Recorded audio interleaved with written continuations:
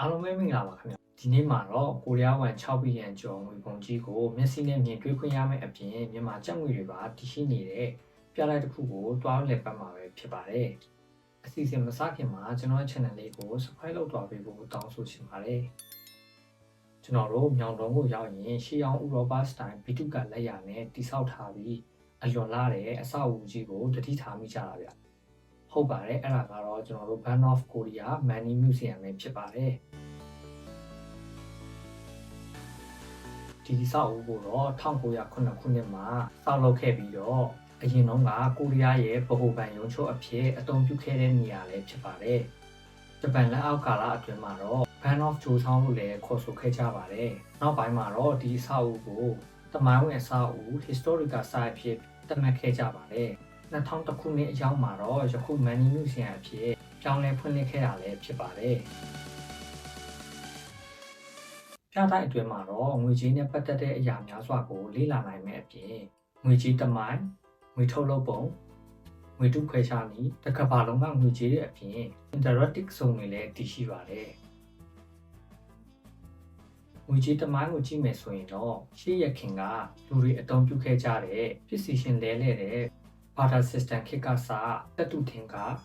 ငွေစက္ကူနဲ့အခုနောက်ဆုံး digital currency အသုံးပြုတဲ့ခေတ်အထိအဆင့်ဆင့်ပြောင်းလဲမှုတွေကိုလေ့လာနိုင်မယ့်နေရာလည်းဖြစ်ပါတယ်စက္ကူငွေထုတ်လုပ်တဲ့အခါမှာတော့ပြုလုပ်ထားတဲ့လုံခြုံရေးစက္ကူတွေကိုအသုံးပြုပြီးအထူးပြုလုပ်ခြင်းမှာကာကွယ်နိုင်ရန်အတွက် watermark, hologram နဲ့ security trick လိုမျိုးလုံခြုံရေးအင်္ဂါရပ်တွေကိုထည့်သွင်းထားပါတယ်ရှေးရခင်ကအသုံးပြုတဲ့တင်ကားတွေကိုထုတ်လုပ်ရမှာတော့တပ်တုတွေကိုအရေးဖြော်စီပြီးပေါက်များတဲ့တို့လောင်ထက်ကပုံဖော်ထုတ်လုပ်ကြပါတယ်ကိုရီးယားငွေစက္ကူကဆိုရင်တော့သူတို့နိုင်ငံရဲ့တမိုင်းနဲ့ယဉ်ကျေးမှုတွေကိုထင်ဟပ်စေတဲ့အရာတွေကတစ်ခုဖြစ်ပါတယ်သူတို့ငွေစက္ကူတွေရဲ့အရှိမျက်နှာမှာတော့တမိုင်းဝင်ပုံကိုယ်တွေကိုထည့်လိရှိပြီးတော့နောက်ကျော်ဖက်မှာတော့ယဉ်ကျေးမှုနဲ့သိပ္ပံဆိုင်ရာအကြောင်းအရာတွေကိုဖော်ပြလိရှိပါတယ်ဥပမာအနေနဲ့ကိုရီးယားဝမ်9000မှဆိုရင်တော့ရှိမျက်နှာမှာကိုရီးယားရဲ့ကြော်ကြားတဲ့အမှုပညာရှင်ဖြစ်တဲ့ရှင်းစာအီတန်ရဲ့ပုံကိုထည့်သွင်းထားပြီးတော့နောက်ကျော်ဖက်မှာတော့မိုင်းအမှုပညာလက်ရာဖြစ်တဲ့ပန်းနဲ့တဘာဝများကိုထည့်သွင်းထားပါတယ်1886ခုနှစ်ကိုရီးယားမှာစိတ်ကန်းနဲ့ဖွင့်လှစ်ပြီးနောက်ခေတ်မီငွေကြေးတွေပုံမလိုအပ်လာခဲ့ပါတယ်အဲဒီအခါမှာအစိုးရကဗဟိုဒင်္ဂါစက်ရုံဂျွန်ဟန်ကူကိုတည်ထောင်ပြီး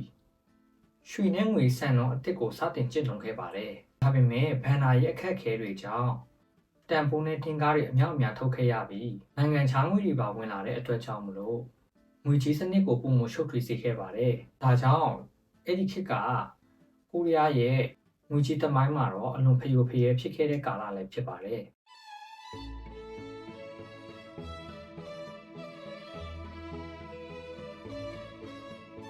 1906ခုနှစ်မှာတော့10ဝမ်နဲ့20ဝမ်1908ခုနှစ်မှာတော့9ဝမ်ရွှေတင်ကားတွေကိုအတီးတီးထုတ်ခဲ့ကြပါတယ်။ဒါပေမဲ့နောက်ပိုင်းမှာတော့အရေးအတွက်နေတာကတကြောင်စစ်ကုန်ကြဈေးတွေအတွက်ကတကြောင်ပြန်လည်သိမ်းဆည်းခဲ့ကြပါတယ်။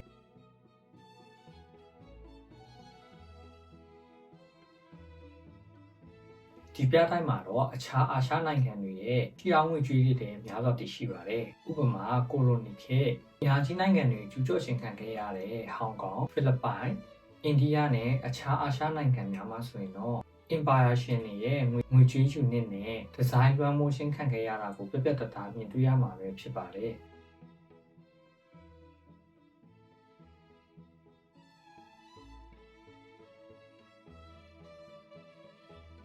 ကမ္ဘာဖလားအိုလံပစ်နဲ့အာရှအားကစားပြိုင်ပွဲစတဲ့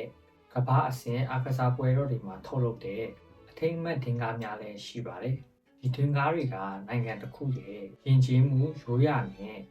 တမိုင်းကိုကိုစားပြုတဲ့အရေးကြီးတဲ့အမွေအနှစ်တွေဖြစ်ပါတယ်ဒီ Money Museum မှာဆိုရင်တော့ကိုရီးယားနိုင်ငံအပြင်နိုင်ငံအများစုရဲ့ interactive rate တွေလည်းဖော်ပြပေးထားပါတယ်ဒီပြတိုက်ရဲ့စိတ်ဝင်စားဖို့ကောင်းတဲ့အချက်ကတော့ interactive zone ပဲဖြစ်ပါတယ်ကလေးများအတွက်ပျော်ရွှင်စွာတင်ယူလို့ရမယ် activity များစွာရှိပြီးတော့ငွေကြေးနဲ့ပတ်သက်တဲ့ပညာရပ်ခိမ်းများအပြင် STEM activity တွေလည်းရှိပါတယ်STEM activity ဆိုတာကတော့ပြတိုက်တွေကမတူညီတဲ့နေရာတွေကတစိမ့်တုံးတွေကိုရှာပြီး စာအုပ်မှာလိုက်ထူရတဲ့လှုပ်ရှားမှုတစ်ခုပဲဖြစ်ပါတယ်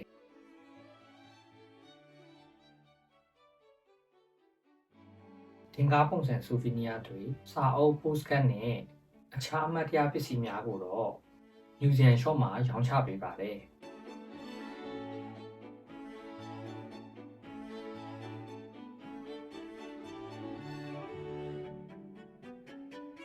အခုချိန်ထိကျွန်တော်ဗီဒီယိုလေးကိုစိတ်ဝင်စားကြည့်ရှုပေးကြတဲ့တယောက်ချင်းစီတိုင်းကိုအထူးပဲကျေးဇူးတင်ရှိပါတယ်ကျွန်တော်တို့နောက်ဗီဒီယိုတွေမှာပြန်ဆုံကြပါမယ်